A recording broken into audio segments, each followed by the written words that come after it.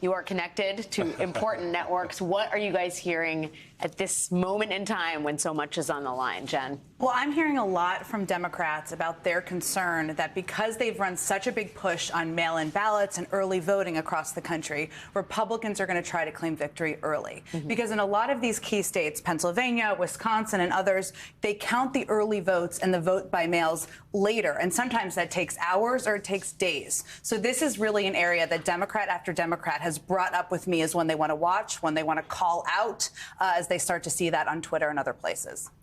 Part of the reason that those ballots are counted late is because Republican-led legislatures have made sure that the processing of those mail-in ballots and absentee ballots cannot happen. That is until exactly the day. case in Pennsylvania, which is such a key state tonight that we're watching. They are not counted today because of the Republican legislature there. And that is also a place where this type of game playing could happen. And we're already seeing cries of fraud from the former president and other Republicans across the country. Senator McCaskill.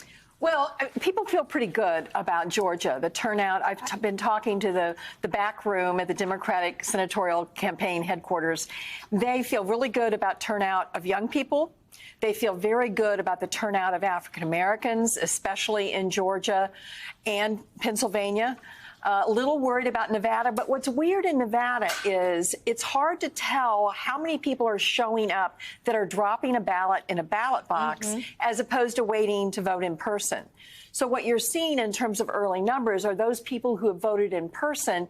It's very hard to tell what that turnout actually is. And when you see Jacob's reports, it looks like they're lined up for miles and everything's fine. But there's a little bit of worry about the turnout in Nevada. And the Democrats have been really focused on getting people to turn in those ballots by just dropping them off. The culinary workers, which is such a huge, important union, especially in Clark County, Vegas, baby, the big place where Democrats are reliant on. They are doing that. They're picking them up legally. Everyone legally Not picking them up, harvesting. dropping them off. Those also we don't know the numbers on. So there's a lot of early numbers and Democrat numbers that we don't know at this point. So just keep in mind, the people that we are expecting are dropping those ballots off may be disproportionately voting for Democrats. Yeah, because MAGA has been trained not to use a drop box. Right. I mean, they're out there with guns and camo, right? I mean, they're not going to be doing that against their own people.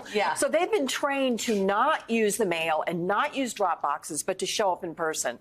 So they're really going to be cynical about trying to claim victory before they can. Or hopefully never. Meanwhile, on the other side of town. Yeah, on the other side of town. Folks are fat and happy. I mean, it is. I'm hearing and seeing a lot of big wave, big night enthusiasm from Republicans right now. And it's interesting, it's on two fronts. Trump is kind of pushing a separate narrative that you see playing out with folks like Kari Lake, who are, nitpicking every little detail, claiming or setting up a narrative for fraud. A lot of the mainstream guys are really kind of not paying attention to that. They don't want to get distracted by that. But that's going to come back later on, should we go into day 2, day 3.